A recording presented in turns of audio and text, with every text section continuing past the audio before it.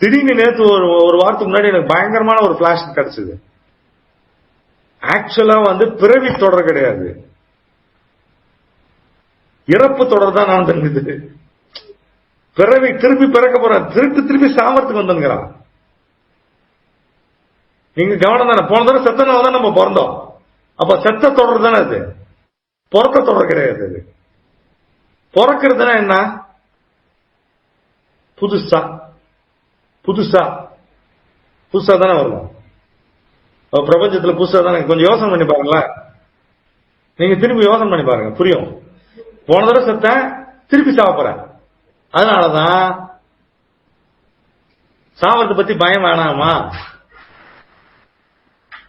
இப்ப இருக்கும் போது செத்து பழகிடு, இருக்கும் போது செத்து பழகிடுனா என்ன, சாவறதுனா என்ன,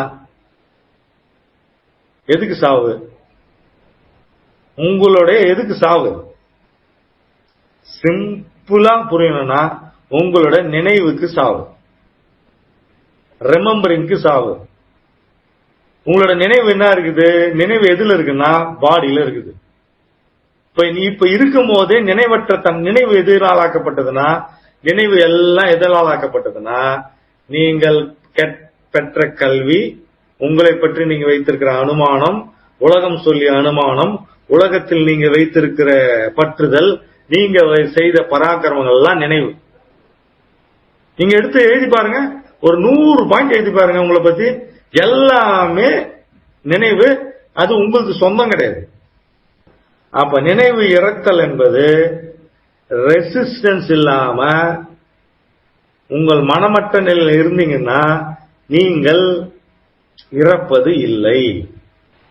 உங்கள் எண்ணம், நீங்க என்பது உங்க மனம் எப்ப இயங்கும் அப்படின்னா, ஒண்ணு கடந்த காலத்துல இயங்கும். கடந்த காலம்ன்றதுன்னா எல்லா குப்பைகள், நான் செய்த சாதனைகள், நான் படித்த கல்வி, நான் ஏற்றுக்கொண்ட மார்க்கம், நான் பிறந்த ஊரு, நான் பிறந்த ஜாதி, நான் பிறந்த மதம், நான் வைத்திருக்கிற கோட்பாடுகள், பாலிடிக்ஸ் எல்லாம் குப்பை. நீங்க மதிப்பீடு கொடுத்தீங்கன்னா, பழசுக்கு மதிப்பீடு கொடுத்தீங்கன்னா உங்க மனம் இருக்கும். எதிர்காலம்ன்றதுன்னா நான் வைத்திருக்கிற திட்டங்கள்.